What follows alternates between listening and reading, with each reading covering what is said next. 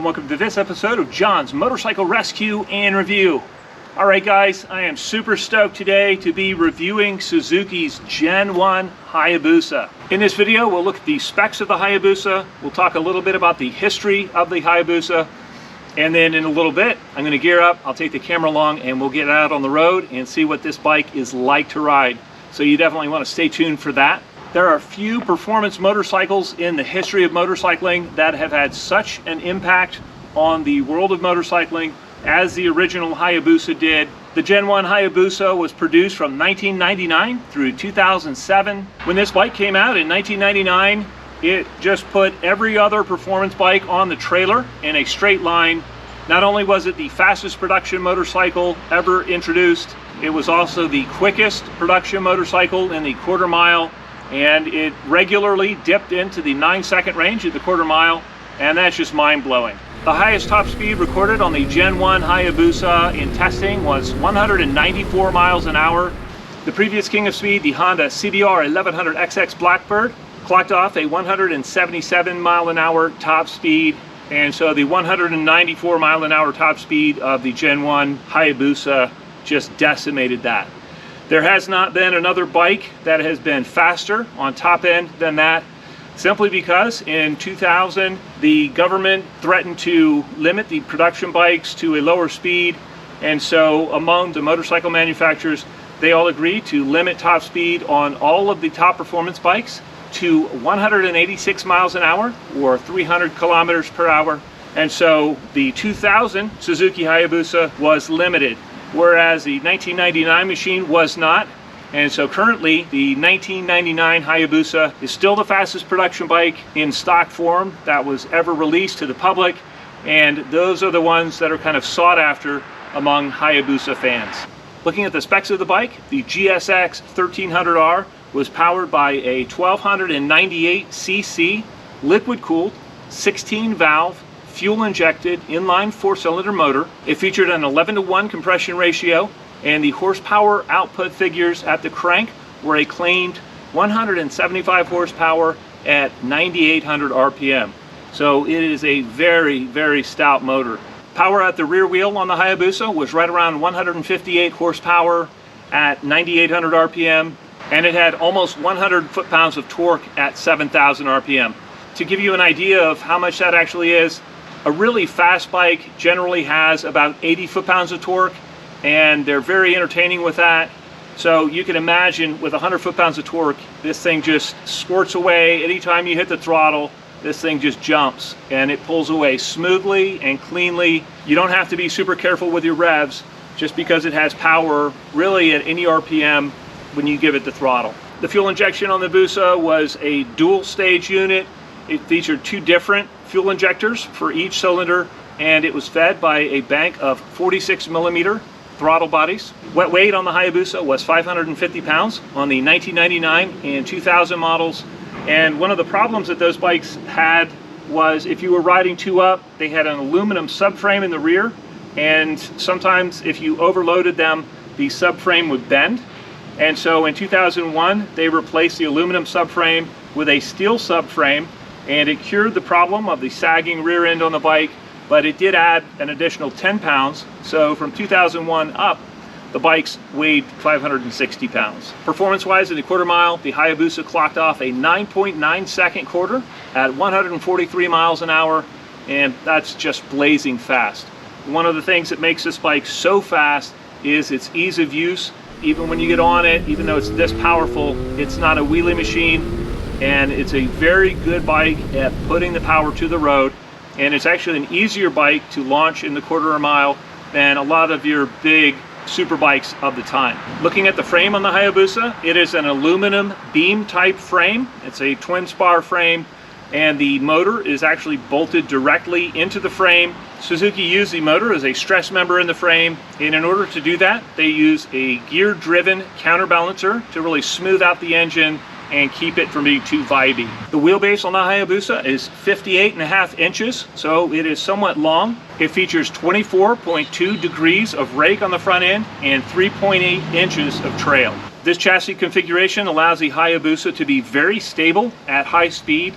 while maintaining a level of nimbleness that's really surprising for a bike of this nature. In the braking department, the Hayabusa features big 320mm front discs, and those are acted on by big 6-piston calipers. Out back, it features a 240mm rotor with a dual piston caliper acting on that. The seat height on the Hayabusa is 31.7 inches. Looking at the front suspension, it has upside down forks. These are fully adjustable forks. They are 43mm units, and they have compression damping, rebound damping, and spring preload adjustments. They also feature 4.7 inches of suspension travel. Out back, the Hayabusa has an aluminum swing arm. It is connected to a link type suspension and a monoshock, and that is also fully adjustable, featuring spring preload, rebound damping, and compression damping adjustment. And the rear suspension offers 5.5 inches of suspension travel. The Hayabusa features a 5.8 gallon fuel tank,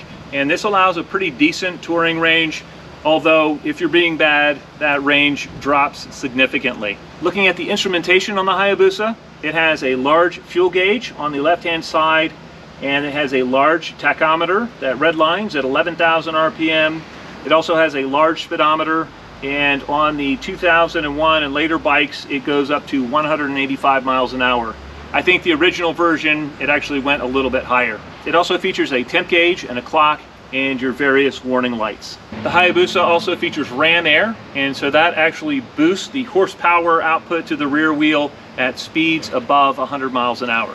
All right, what is the Hayabusa like to ride? I'm gonna gear up, I'll bring the camera along, let's find out together. Let's ride.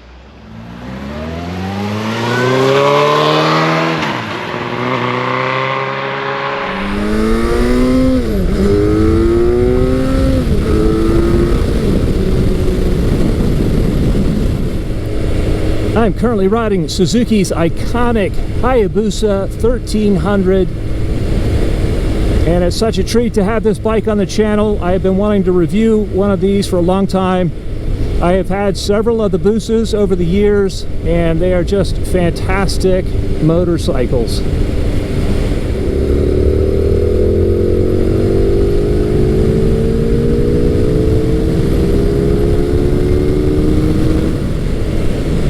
One of the first impressions that I get when I drive a Hayabusa is that it is a relaxed motorcycle. Everything it does easily.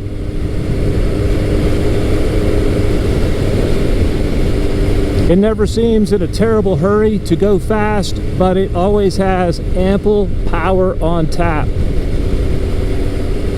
I remember the first time I rode a Hayabusa, it was back in the early 2000s, and I was a little bit unimpressed with it at lower RPM, and it just felt too easy. Everything was effortless, it was easy, but it wasn't the rip your arms off animal type of wheeler machine that my R1 was or my ZX-9 was. Both of those bikes felt edgier in normal riding, and the Busa just feels relaxed. And it makes these bikes a great sport touring machine. You could use these to do long distance travel on. Now, admittedly, as far as a sport touring machine, this is on the very sporty side of that. Right now, I've got quite a low reach to the bars. Now, this isn't as low as, say, an R1, but it does have a low reach to the bars. For a tall guy like me, I do find the seating position a little bit on the aggressive side.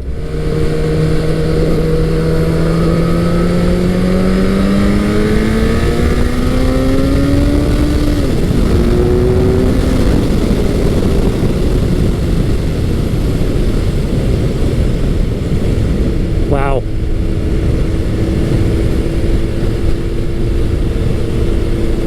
Yeah, that's impressive, and what's really shocking is that this bike just continues to accelerate pretty much regardless of the speed that you're going. And it's a bike that makes 120 miles an hour feel like 60 miles an hour. It is so well balanced and so smooth. And again, it is effortless at speed.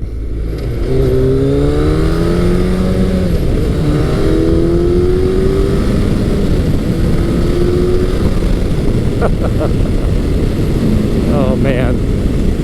You don't have to get on it too hard. You don't have to rev this thing to the moon to just really have brisk acceleration.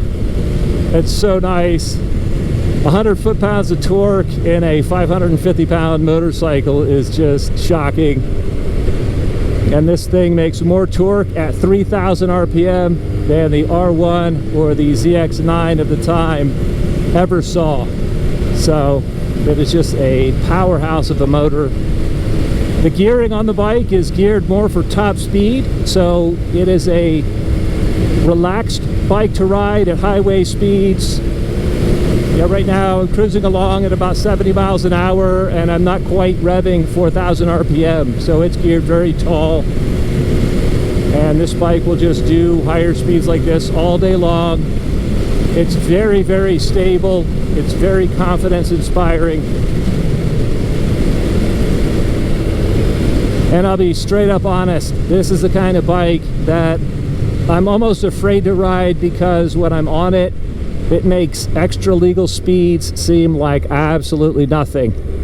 And so I'm always tempted to get in it. I'm always tempted to be a little bit bad on it. And I used to tell people when I owned one of these, if somebody pulls me over and I'm doing 120 on a Busa, they should give me a medal, not a ticket, because I was being good.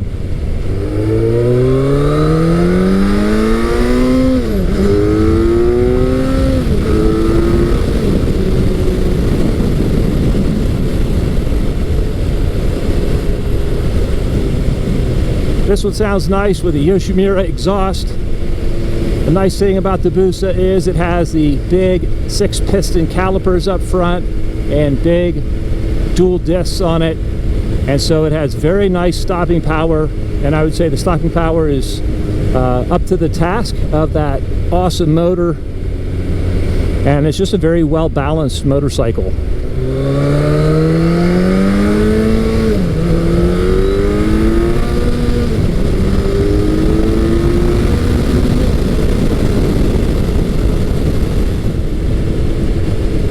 The fueling down low in the low RPM range on the Hayabusa is very nice, and it just makes the bike super easy to ride. And I'll be honest, even just barely giving it throttle and going up through the gears, this thing definitely wants to go. It is comfortable at high speeds and it wants to get there.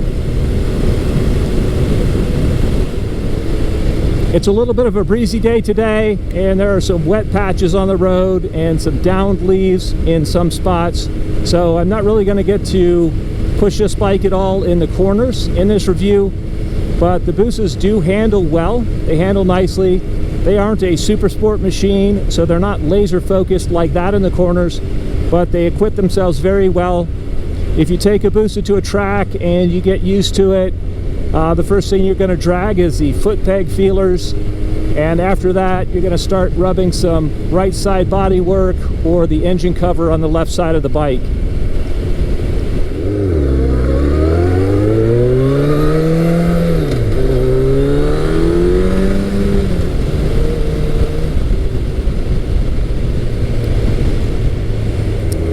The Gen 1 Hayabusa predates a lot of the features that we've come to expect on today's hyperbikes.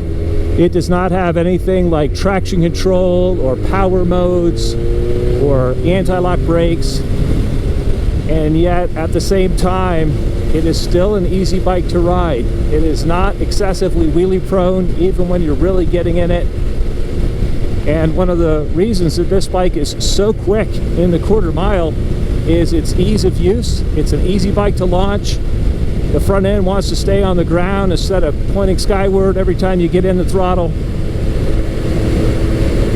And this bike just puts the power down.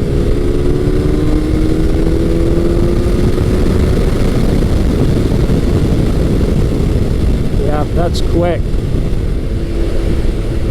You definitely feel a rush as the tach swings up above 5,000 RPM, and it goes from being semi-friendly to really having a ton of power, and it almost feels like a turbo kicks in and it just pulls.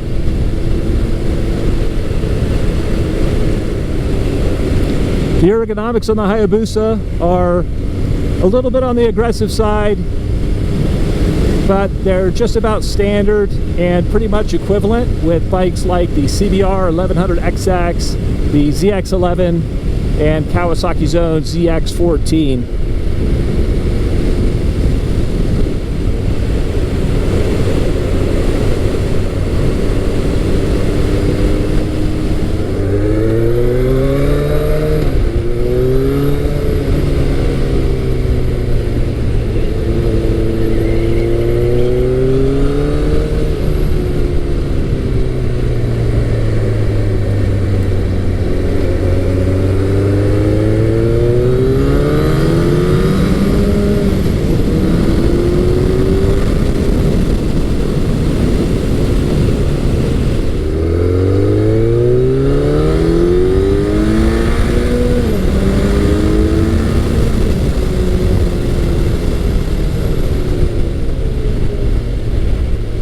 What fun, man. This bike would definitely get me in trouble.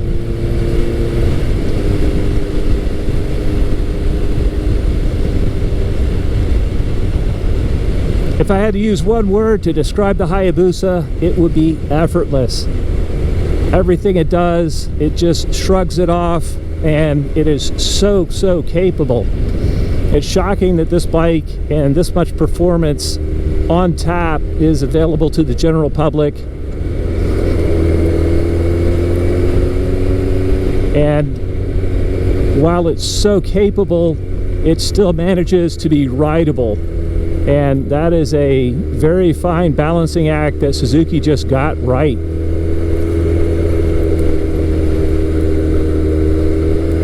This is an awesome bike.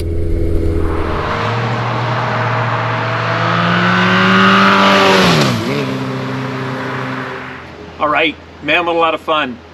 Suzuki has done such a knockout job with the Hayabusa. It's so easy to see why it's such an iconic bike. When it originally debuted, the styling on the bike that was really sculpted in a wind tunnel was somewhat controversial. Some people loved it, some people hated it, but it has grown over time to represent the face of speed. Another aspect of the Hayabusa is it's very high quality. The componentry on the bike is top-notch. These things hold up very well. They hold up well to abuse, and they also hold up well if tuners wanted to double and triple the stock horsepower on these machines. They can do it with this motor. Since its introduction, the Hayabusa has really dominated at drag racing, and the motor is not only used in the Hayabusas, it's also used in other vintage bikes and other classes of race bike as well. As I said earlier, these things are so capable, but they have such an ease of use in conjunction with that awesome horsepower. And the fact that the Hayabusa, with all of that performance on tap, makes such a fantastic daily driver is just a testament to how good a job Suzuki did when they released this bike in 1999. What an awesome machine. All right, I'd love to know what you guys think. If there are any Gen 1 Hayabusa fans out there, please let me know in the comment section below. As always, I hope you found this video entertaining and informative. And until next time, enjoy the ride.